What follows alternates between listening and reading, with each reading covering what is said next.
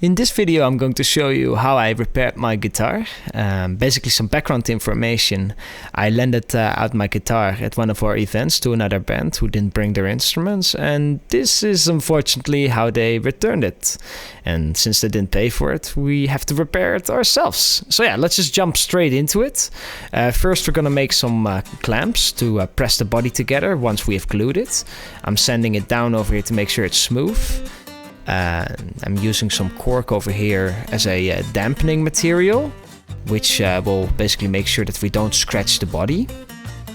And I'm making sure that all of them are very close together, so we don't waste any material, you know. It's always good to have a little bit of extra left, you know, for later.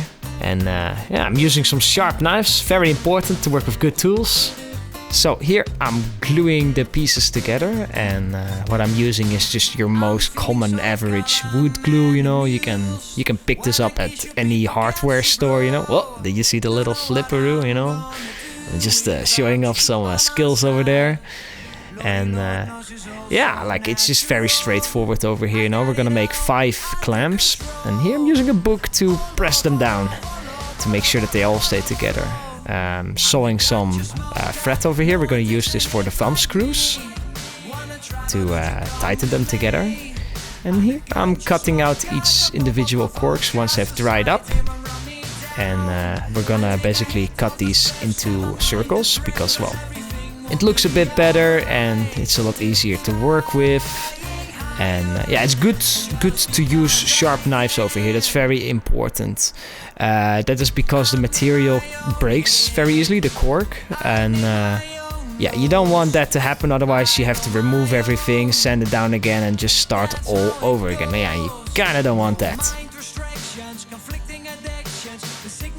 So the next step is to drill a hole in it.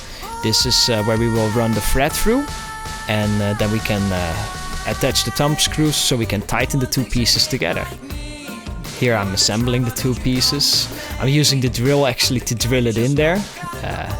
Nice little trick to save you a few extra precious seconds. And as you can see, the hole is not completely in the middle, but hey, you know, that is okay. It does not have to be incredibly precise. That is just for later.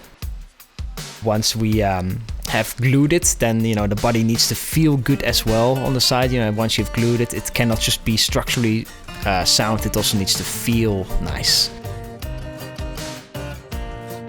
So here I'm pressing the body back in place, and yeah, you'll hear that. You know, it sounds like you know, putting a bone back into place, you know, then nice little pop in there. I'm using a syringe over here with glue in there. I removed the medicine that was originally in there. These are just one-use syringes. And oh, here's Puss Paste, our cat. She's gonna check out what's going on over here and take a little sniff at the glue. Oh, she does not like that. She quickly goes away after this. Because this stuff is not good for cats, and I was way too focused on this to notice. And yeah, here, as you can see, it looks kind of alright. I wiped off the glue, which is a carpenter glue. And this is the next day. I'm removing the thumb screws and pray that the results are good. I was really nervous over here, I can't lie. And yeah, man, that looks amazing. So yeah, see you guys next time.